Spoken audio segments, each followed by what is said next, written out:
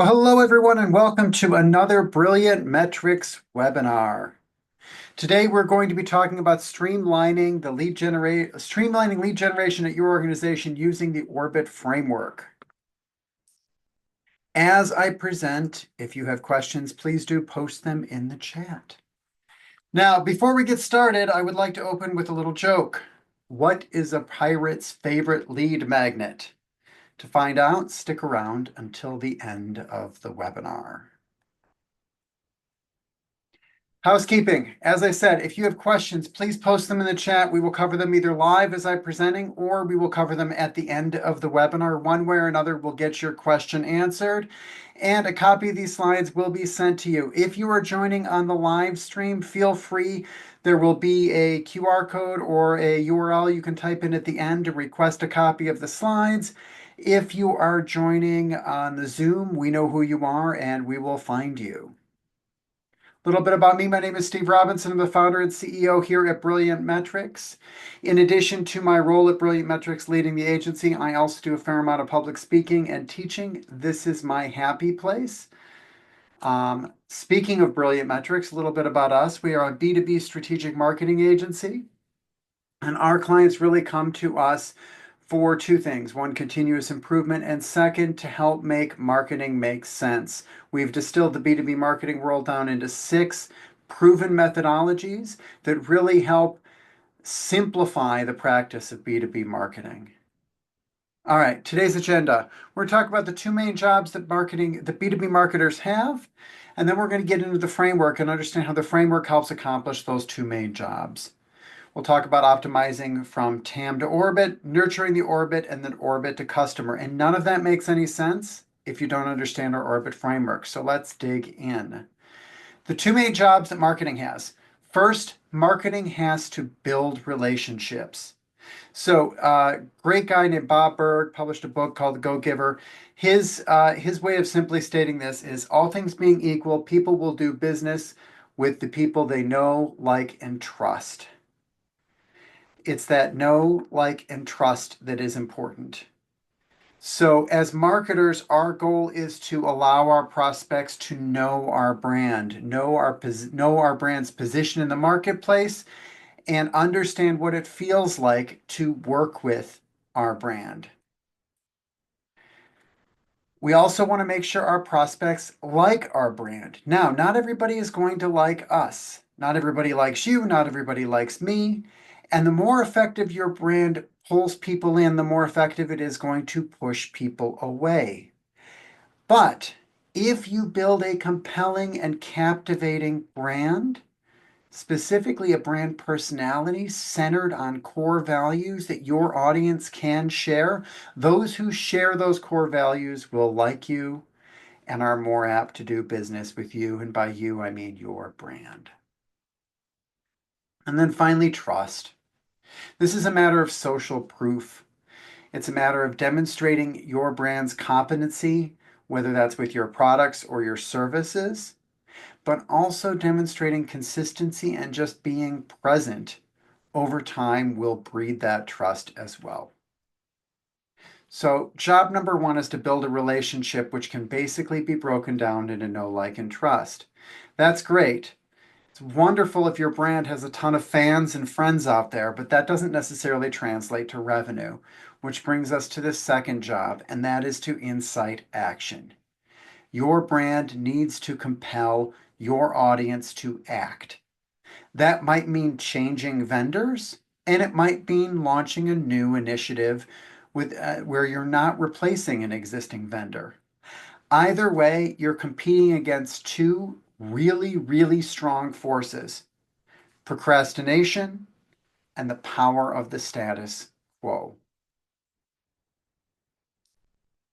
The Orbit framework allows you to overcome both of these 2 challenges. It allows you to both build relationships and incite action. So let's dig in. The structure of the Orbit framework is pretty simple. We start with your total addressable market. This is everybody who is an ideal fit customer for your brand. So if you don't have an ideal customer profile, you should definitely spend some time figuring out what that is. Anybody who qualifies for that ideal customer profile is considered part of your total addressable market, or TAM for short. Your goal as a marketer is to get everyone you can from the TAM to being either a customer or an active member of the sales pipeline. We're trying to go from TAM to customer. Now there's one big stop in the middle, and that is the orbit.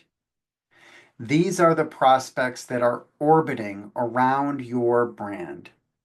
Think about like planets orbiting the sun, right? They are hanging out there in a state of not ready to buy yet, but they know you and you know them. They are friends, they are fans of the brand, but they're not necessarily customers yet. They're consuming your content, they're using your tools, they're engaging with your website, they're watching your webinars or your videos, but they're not in pipeline yet. Now, there are two tools that we use to move people from TAM to orbit and orbit to customer. From TAM to orbit, we're focused on using a lead magnet. A lead magnet takes somebody that your brand doesn't know and they don't know your brand and pulls them into orbit around your brand.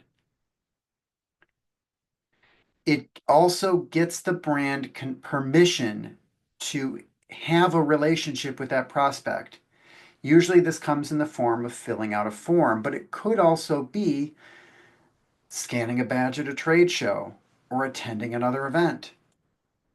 Regardless, it is that giving of permission from the prospect side and the capturing of contact information and capturing permission on the brand side that pulls that person into orbit. Once you have someone in orbit, your next step is to get them into pipeline. And this is where your core offer comes into play. And you can have multiple core offers, but regardless, the outcome is usually a conversation, sometimes a direct purchase that lands that prospect as either a deal in pipeline or a customer. All right, let's talk about the first step here, TAM to orbit. The TAM to orbit method, or the TAM to orbit mechanism, is a lead magnet. We're working to use a lead magnet to pull that person in. This has to be a high value item or service that is offered for free in exchange for contact information and a permission to market. We've all seen these, but I want to go through a few best practices. The first best practice is that it's targeted. If I were to say, fill out this form and I'll give you $5, I get a whole lot of people filling out the form, but they're probably not in my ideal customer profile. One of my favorite oldie but goodie examples is before HubSpot was anything more than an email marketing program, they launched a tool called the Website Grader that is still live today, at least it was as of a month or two ago, that allows you to put in your website and your email address and get a grade on your website on how good of a job you're doing. This lead magnet worked wonders for HubSpot because the same people who would buy an email marketing platform are exactly the same people that want to know how their website stacks up.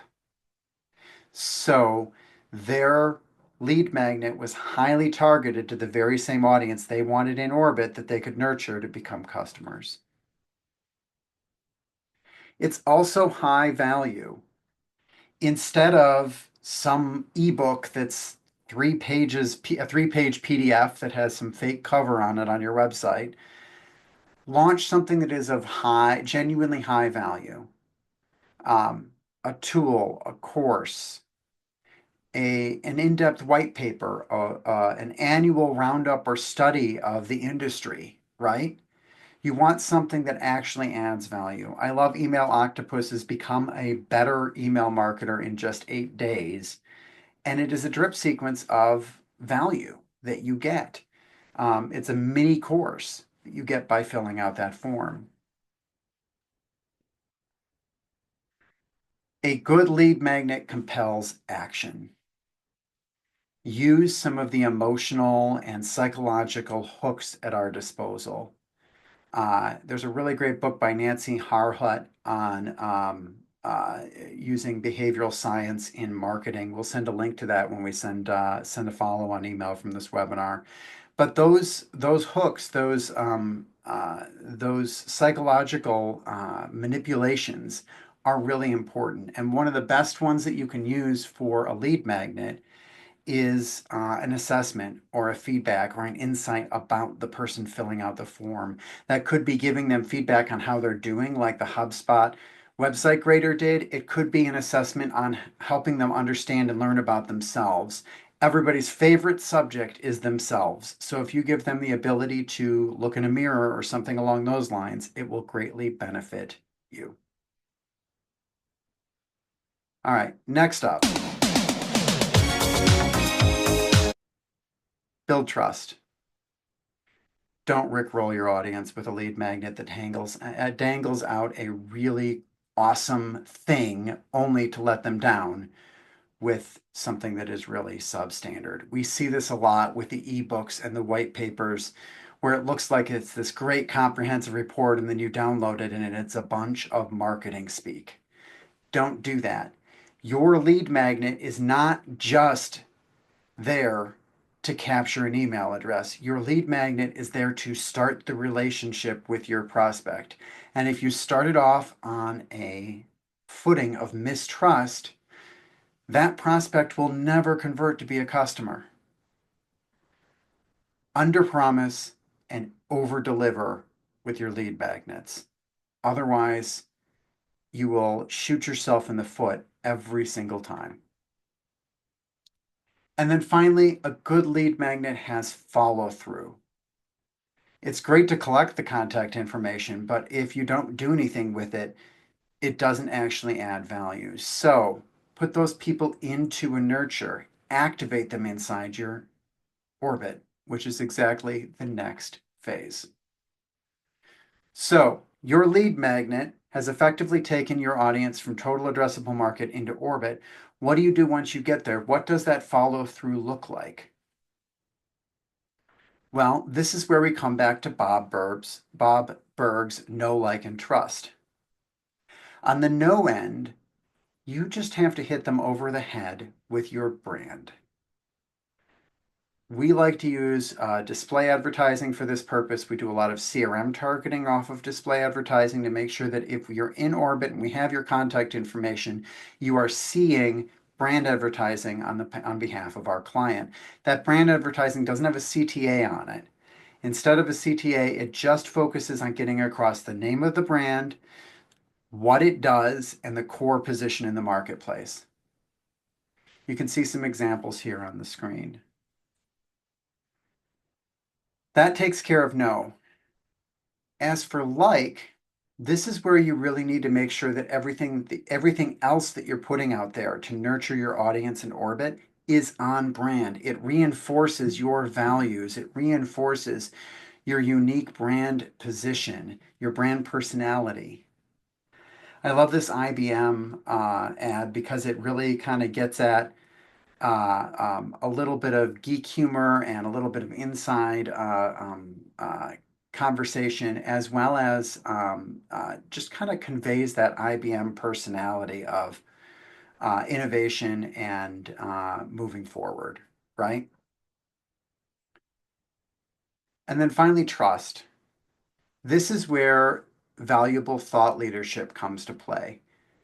This means getting with the subject matter experts inside your organization and getting that value from them. Video is phenomenal for this. Sit down and interview your subject matter experts inside your organization over Zoom and then publish that as a video. You'll be amazed at how easy it is to go and pull that information out of a subject matter expert if you get them pinned down with a calendar appointment. The trick is getting them pinned down with a calendar appointment and not sending them an email with 5 questions to answer. Once you have this material, there's 3 ways you can activate it and get the material in front of the eyeballs of those people in your orbit. Email's the obvious one. They've opted in by jumping on some lead magnet. Now you can just dangle that email in front of you. Now you can just publish email out to those people that have opted in and get this content in front of them. But in addition to that, make sure that you're asking these folks to follow you, like you, etc. on social media, and use your organic social channels as another opportunity to nurture your orbit. And then finally, paid media. Facebook allows you to upload a list of email addresses and other contact information to market to. LinkedIn, you can upload a list of accounts or a list of email addresses to market to. And then there are a couple of display platforms that we use. You can upload a list of email addresses through a platform called LiveRamp to go and target as well. So you take the database of people that are in your orbit and you activate it on the paid media side as well. This makes sure you have pretty solid comprehensive coverage of those individuals. I will add direct mail is not on this slide, but it is a tactic that we also use on a regular basis in order to make sure we're continuing to nurture and stay in front of our audience. Okay, so now you have your orbit. Your orbit has been thoroughly nurtured. How do you activate that orbit? How do you convert those folks into customers? This is where a core offer comes into play. You need to craft an offer that is just so good and so spot on for that individual and what their needs are that they feel like they'd be an idiot not to take you up on your offer. That offer usually is focused on FaceTime. For most B2B organizations, the first step in the sales process is a meeting. Your goal is to get that meeting. I can tell you that the most effective way that you can get that meeting is to incentivize it. Now, I'm going to strongly recommend that you don't discount your product or service to get that meeting. Instead, offer a bonus and come up with 3, 4, 5, 6 bonuses that you can offer and just rotate through them. This will increase the number of people that are stuck with procrastination or status quo syndrome and are not ready to jump on your offer simply because they're dragging their feet. By putting a time-boxed promotion in place, act now before such and such a date, you overcome some of that inertia. Other tactics you can use to create an offer that is really compelling is some sort of a guarantee or promise. If you jump on board, we guarantee that you will be satisfied with our product or service, or we'll give you your money back. Or if after X number of months you don't see results, we'll refund this portion of your whatever, right? Guarantees also help overcome inertia by lowering risk. You can reuse these promotions as well. So don't feel like you're locked into you don't feel like you have to constantly be innovating on new promotions every single month.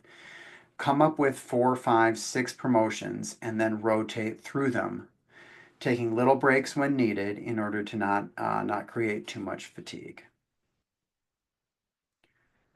Finally, I just want to suggest narrowing your TAM. A lot of organizations will try and go as broad as possible because if there's that many more targets out there, then the likelihood of nailing one of those targets is greater. But I can tell you that the narrower your TAM, the more effective you are at creating lead magnets that are going to speak specifically to that TAM, the more effective you're going to be able to nurture and grow trust, get those people to know, like, and trust your brand, and the more effective you are at crafting a core offer that will convert.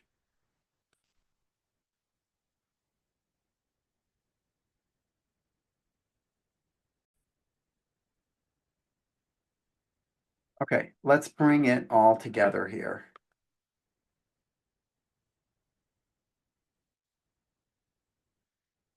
Step one is to narrow your TAM, which I presented at the end, but I'm going to flip it over to the first. Before you launch any sort of a lead generation program, you're going to want to make sure that your total addressable market, the people that you're speaking to, are truly your best fit customers. Once you've figured out who those folks are, go after them. And maybe that means going after one or two market segments instead of the entire market. It will make your lead magnets way easier to produce. You can give that proprietary report for this specific industry now because that's who you're going after. Use your lead magnets to pull the people into orbit. Once they're in orbit around your brand, you have permission to market to them. You know who they are. They know who your brand is, and they're expecting messaging from them, and their eyes are open to that. Then you're going to maximize know, like, and trust. Know comes in the form of beating them over the head with your brand. Like comes in the form of making sure that everything speaks to your values and your brand personality so that they have that affinity, or maybe they're pushed away, maybe they're pushed out of orbit, but the people that align with your values, align with your brand personality are going to be that much more sucked in. And then finally, trust. Trust is both a consistent presence within your orbit and also pulling out that subject matter expert from your subject matter, pulling out that expertise from your subject matter experts. Then finally, rotate through a series of core offers to go and pull people from orbit into pipeline or into customer. Your core offers work best when they are time bound and involves some sort of a upsell or value prop that you have to take advantage of by a certain date in order to get pulled in. Now, at the top of the webinar, I said I would tell you the punchline to the joke at the end. What is a pirate's favorite lead magnet? Well, it is a webinar, of course. With that, if you have any questions, please post them into the chat. And I hope everyone has a wonderful Thursday.